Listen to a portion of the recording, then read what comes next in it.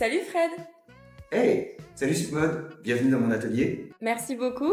Alors aujourd'hui on se retrouve pour parler du projet Jupétop. Donc est-ce que tu peux me préciser ce que c'est et surtout qu'est-ce que tu voulais que les étudiants ressentent quand tu as créé ce brief? C'est le premier grand projet pour les bachelors première année. C'est la première silhouette qu'ils vont créer, donc revisiter un top et une jupe avec une matière imposée qui est le denim. Ce qui est important pour moi au travers de ce brief, c'est qu'ils comprennent et qu'ils s'interrogent sur le travail de la ligne, qu'ils réinventent les codes du workwear. Est-ce que tu peux nous préciser ce que c'est le workwear? C'est un peu l'héritage de l'industrialisation, de la révolution industrielle, qui permet justement aux ouvriers d'être habillés d'une façon confortable, avec un vêtement robuste pour aller travailler.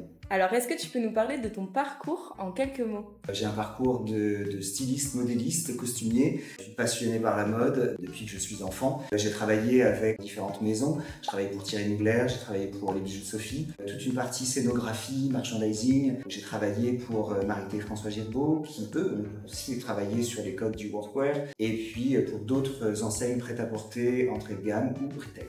Alors est-ce que tu peux nous dire comment tu as conçu ce brief? Alors moi aussi, quand je suis sur la conception d'un brief, j'ai aussi un processus créatif. En l'occurrence, nouvelle promotion, donc nouvelle génération de designers, des designers qui vont peut-être révolutionner la mode, donc association d'idées, nouveaux designers, révolution.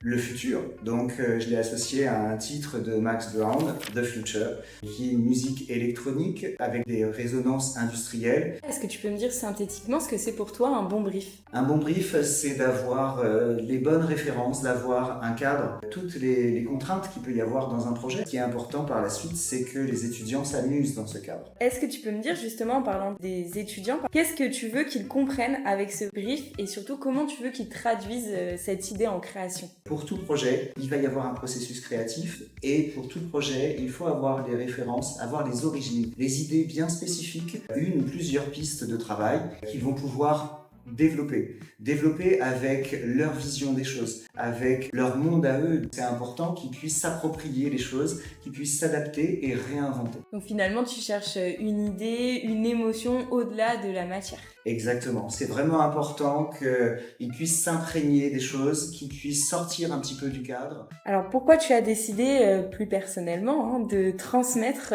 aujourd'hui? Toutes les choses que j'ai pu acquérir tout au long de mon parcours professionnel, aujourd'hui, je les mets à disposition pour leur transmettre tout ce que j'ai pu apprendre, cette bienveillance, cette créativité, parce que c'est l'idée forte à la base de pouvoir enseigner pour ce club.